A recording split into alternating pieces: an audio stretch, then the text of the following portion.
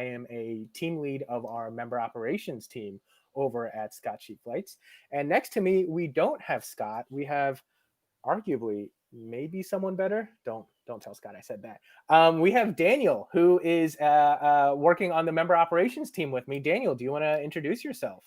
Well, I'm glad to be back. So, yes, um, I'm one of those people that's typing up the deals that you get in your inbox. So that's always a lot of fun. We get a lot of gratification out of that. So, Yeah. we'll start up pretty soon here, but I wanted to kick us off. For me, autumn is perfect podcast weather. You can keep your pumpkin spice, you can keep your sweater. It's Yeah. all about podcasts and crisp leaves. I was curious if anyone in the comments can recommend a good travel podcast for me, because I think it's a genre that's hard to find good content. I mean, I think there's a lot of kind of mediocre stuff out there. So I'm curious if any of you have anything you'd recommend. I'll contribute two of my favorites. I'm a big fan of the Layovers podcast, which has not had an episode in a while. They're Yeah. a few months out. They haven't been posting during the pandemic, which is great. But also, Airlines Confidential, which I know a lot of us here at SCF are listeners with the former CEO of Spirit Airlines. Hmm. A really cool one for like aviation news and economics. Yeah, that's I'm just laughing because when you started off that sentence, it sounded like we were sponsored. We were about to do a podcast ad or something. You're like, something that's always troubled me, finding podcasts.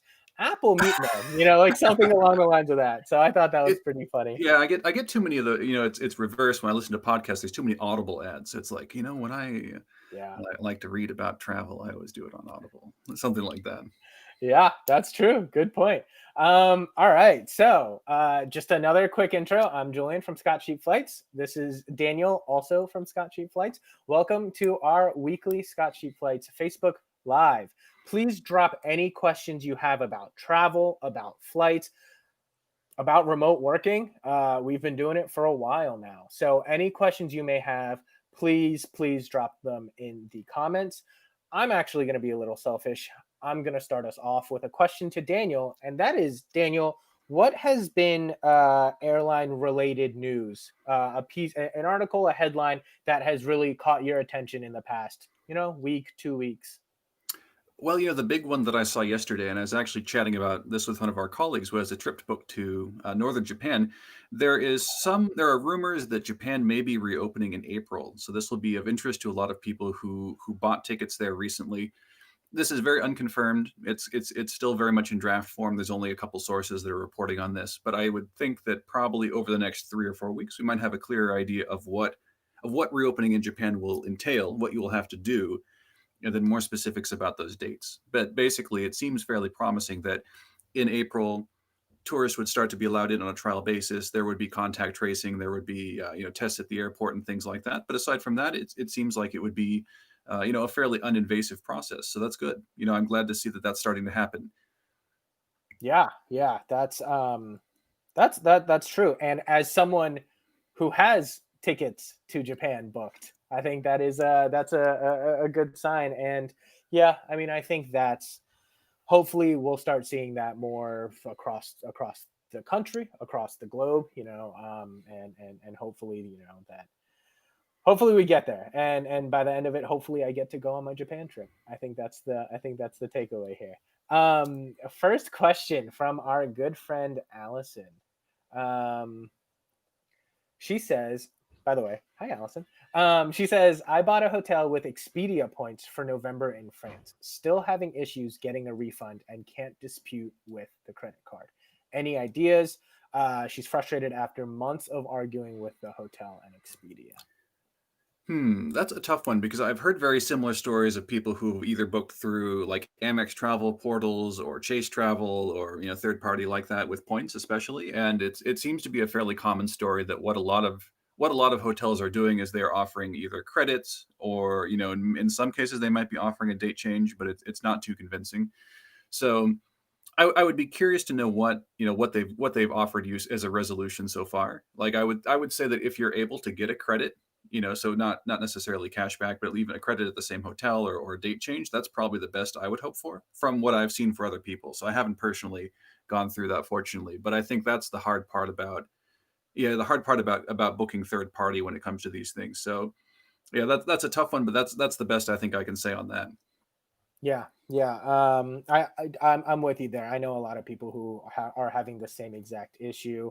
Um, Honestly, beyond just keeping after it, having more conversations with Expedia, what Daniel said may be one of the best solutions there. So hopefully you are able to get either a refund or credit back soon, Allison.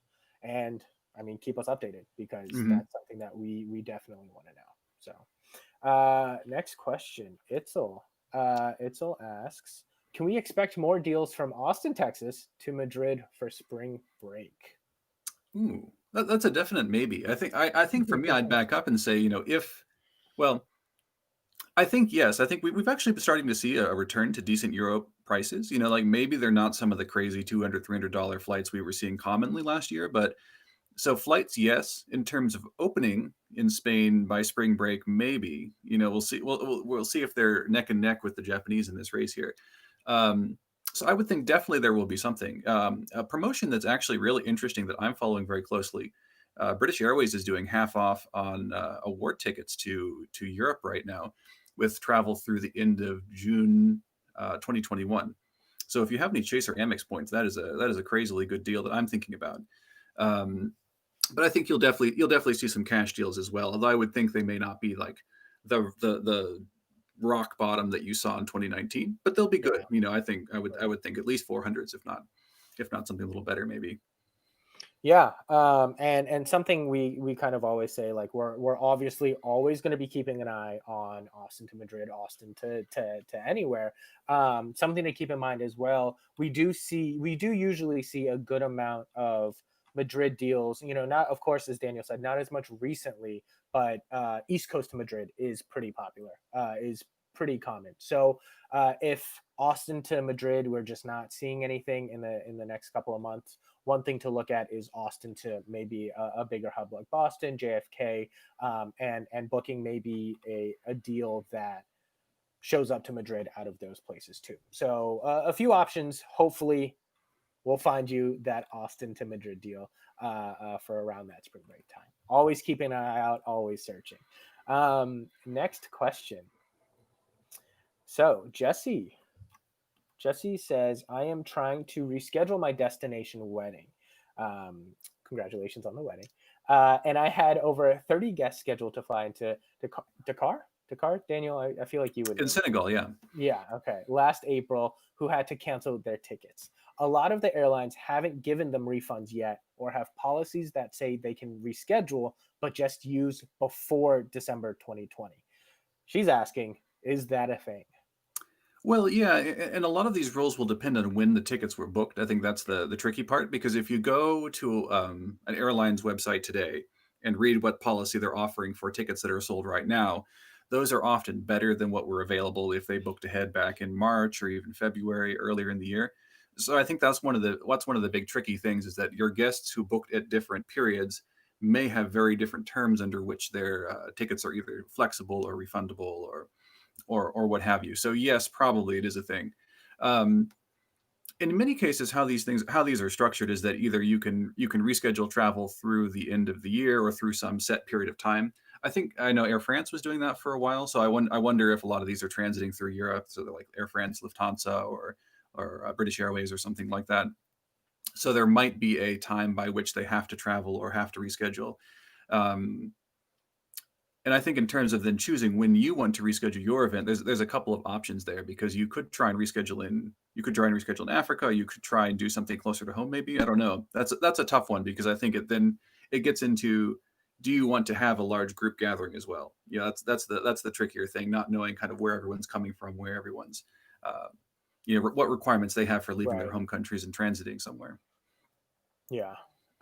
So the next question that I had, I was looking at this one. This is an interesting question here. I think this is a good balance to keep in mind. But Carl asks, I did a bad thing by not backing up my domestic weekend trip. Had an American Airlines flight from Boston to Austin nonstop, and they canceled it. I'll get my money back, but now instead of a $50 one way, it is $150 one way. Just show strategically, just book tickets that you want to go to and then get the money back when canceling. Is this a mindset we should be following? I know there's kind of a few schools of thought here. Daniel, what are your thoughts on this?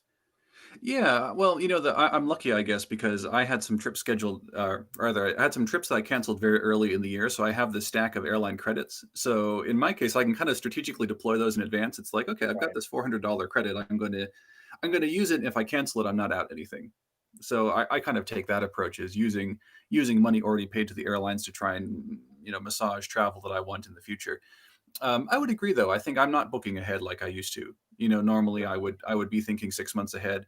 I'm just really not right now. I'm saying, okay, what kinds of things can I do within the next couple weeks or 90 days or whatever.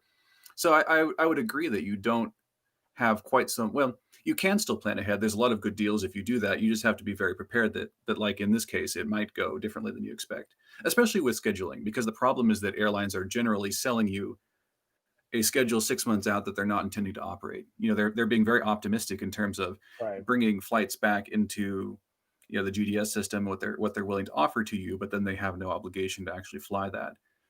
Southwest actually, while I love Southwest, has been doing this quite a bit. They did this to me too, because I was flying out to or planning to fly out to Phoenix, out to the Western U.S. for a while. I had a lot of trouble getting out there on a nonstop flight without making some sort of weird connection in Kentucky or something like that. So I would say you have to approach it with this mindset.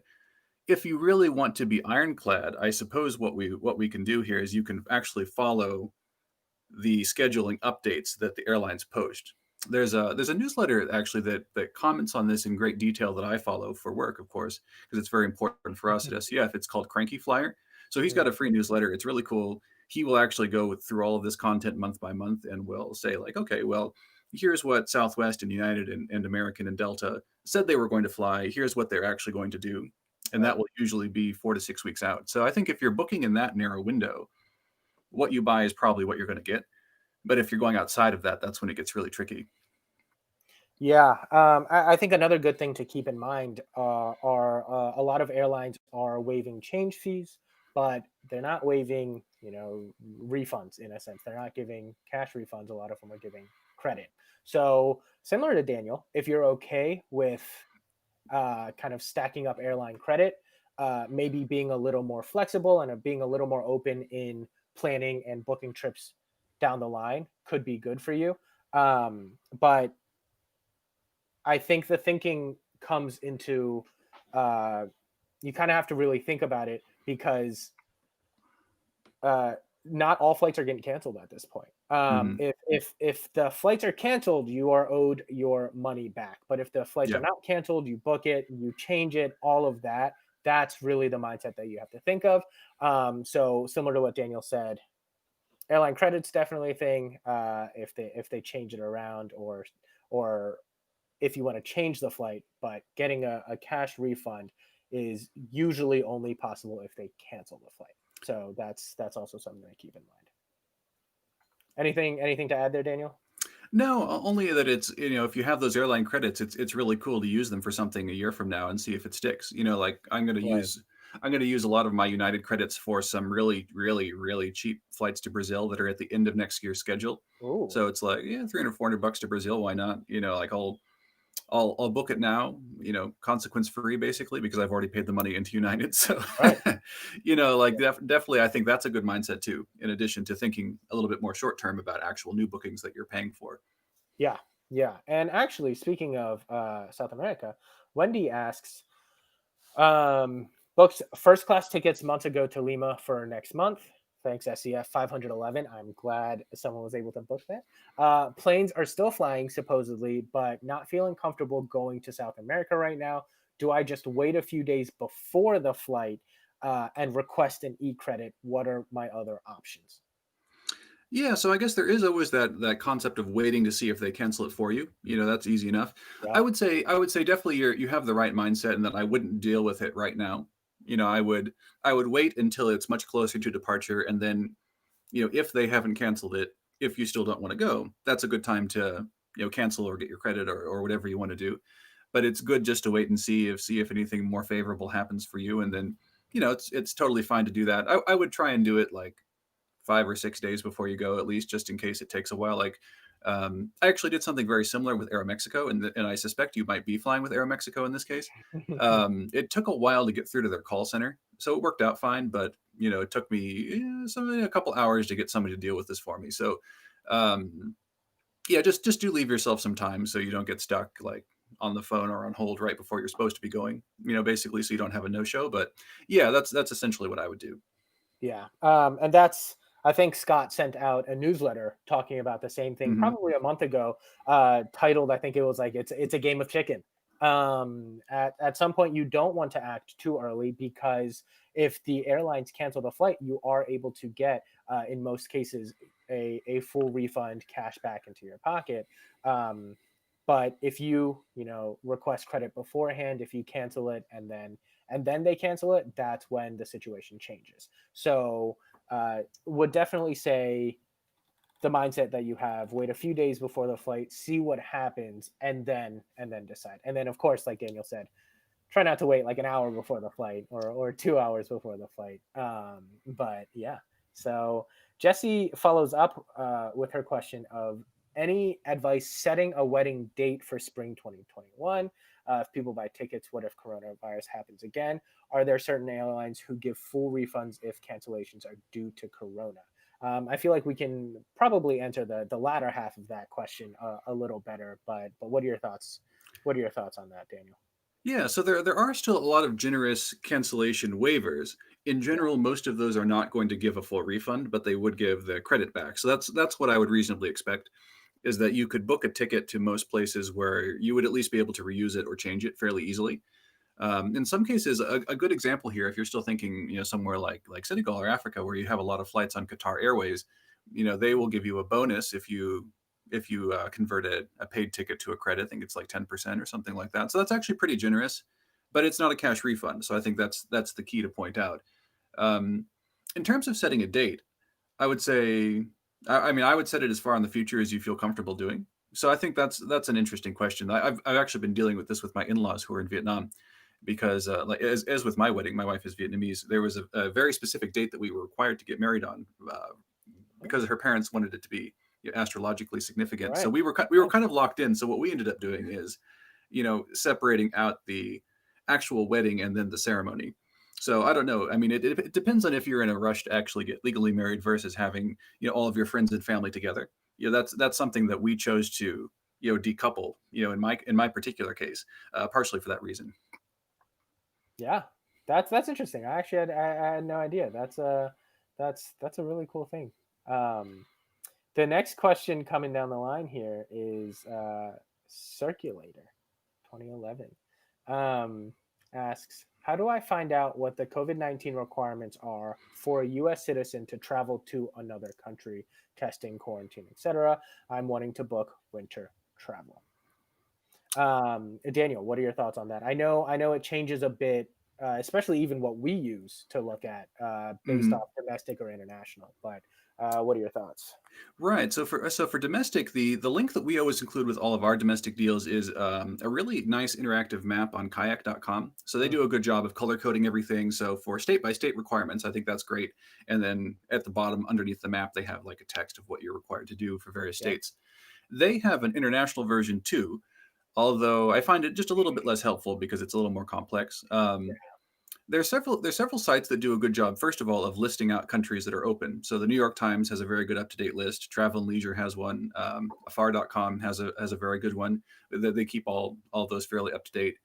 If you're looking at countries that are not formal, like not on those easy to access lists, you can also go to the U.S. embassy pages for those countries. Generally, that's fairly detailed in terms of what sort of mandatory quarantine requirements there might be, or in some cases, what exceptions there might be for citizens, dual citizens, family reunification, or kind of interesting edge cases like that. So, I would say between those three groupings, you should see everything you need to.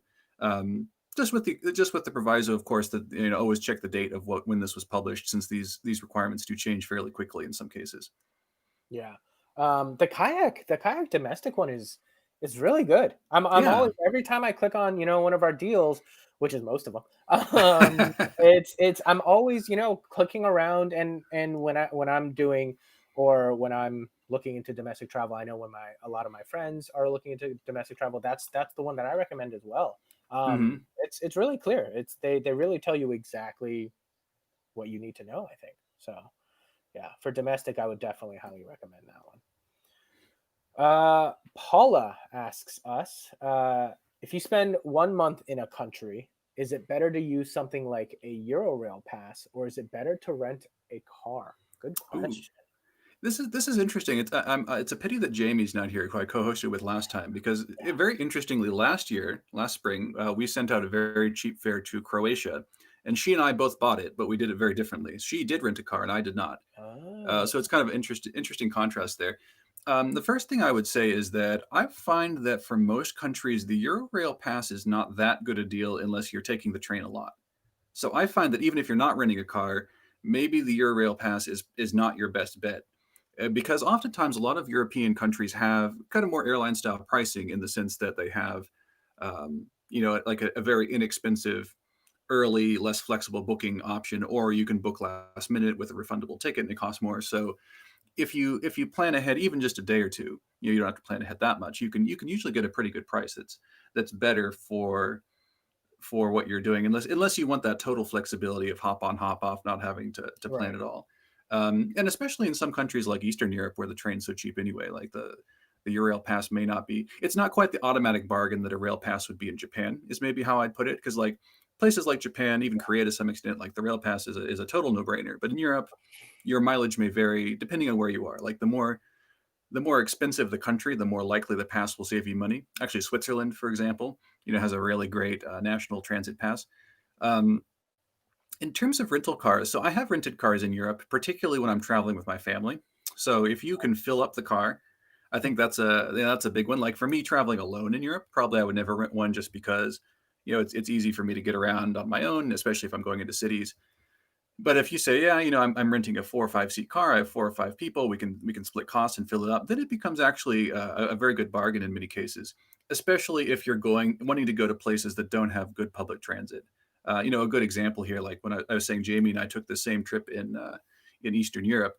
She got to go to some cool national parks, some interesting hiking opportunities that I didn't do because I was doing train and bus. She probably got point to point a little bit faster than I did, a little more efficiently hmm in many cases.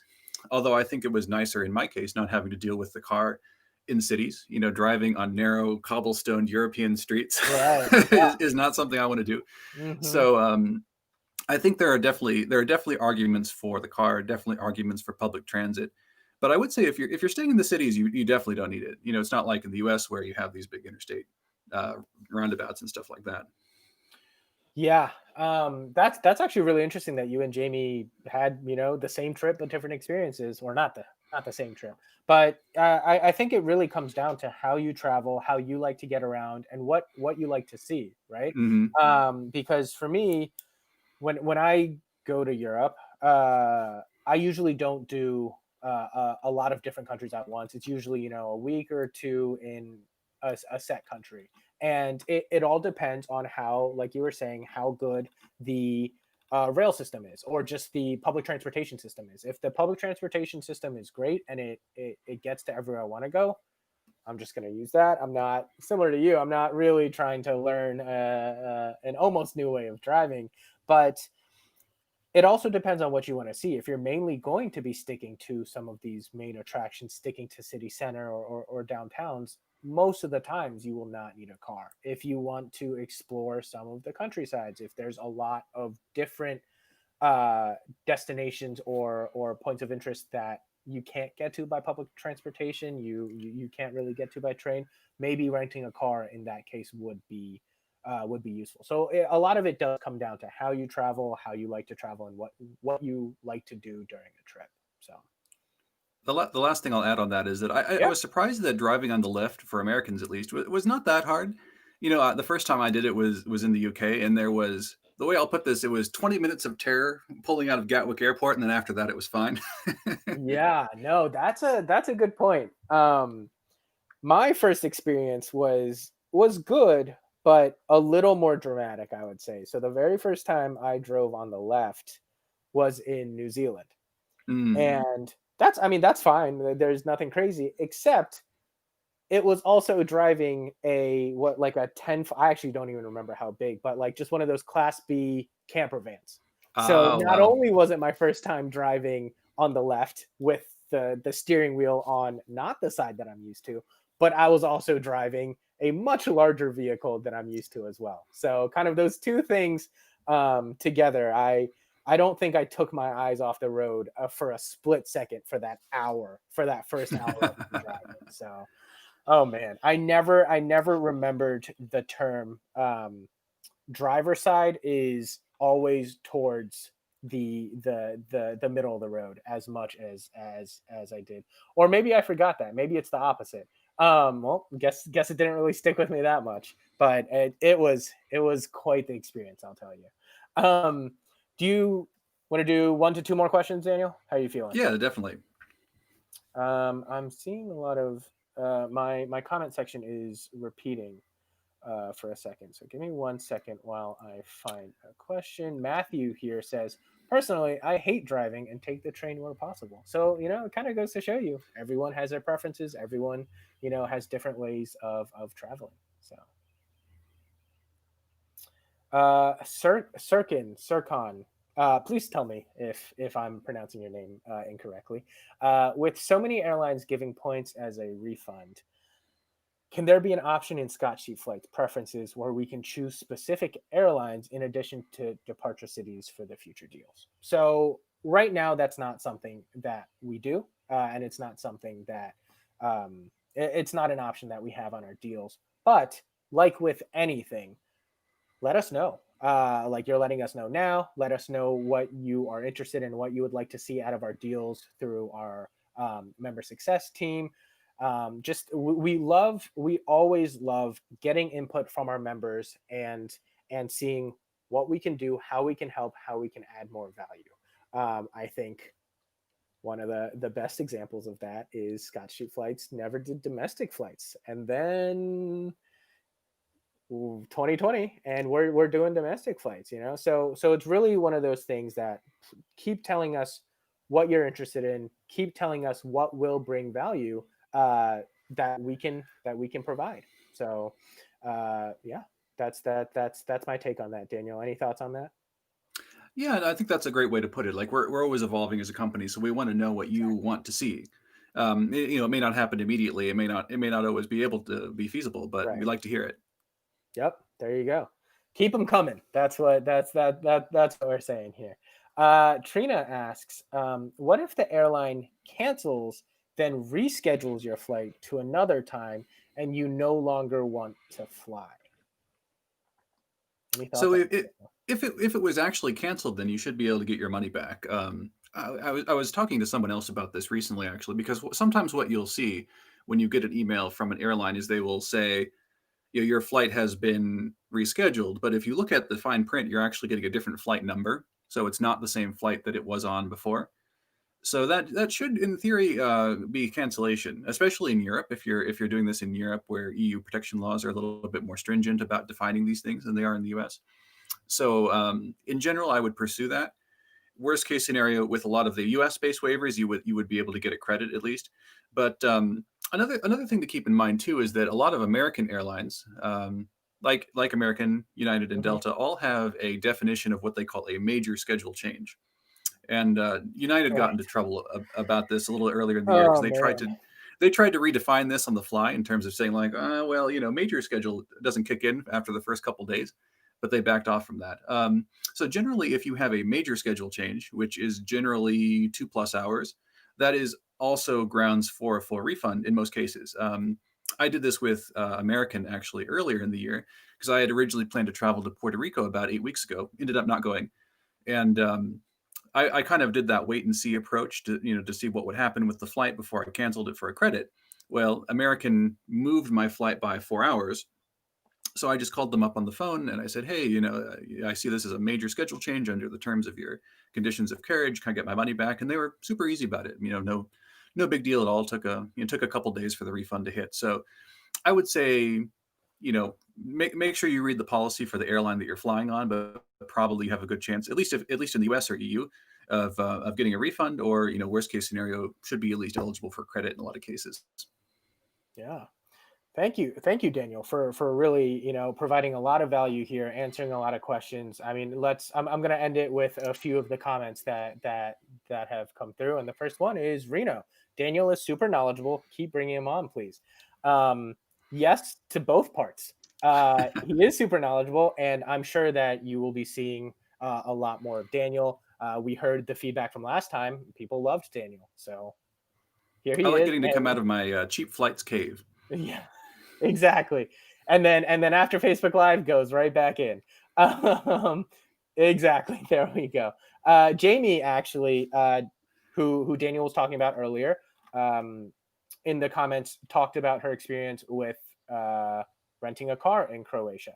So for anyone interested, please give that a look. And also, she posted a few of the links that Daniel talked about. The New York Times updated list on where Americans are able to travel to, along with, I believe I saw she posted the link for the kayak domestic restrictions.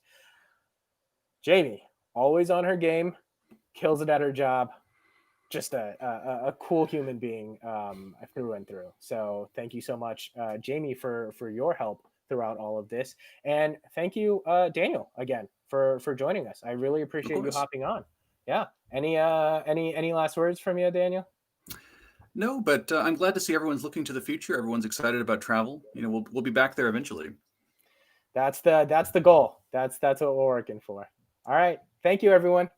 We will see you next week at probably around the same time for next week. So hope to see you guys all there.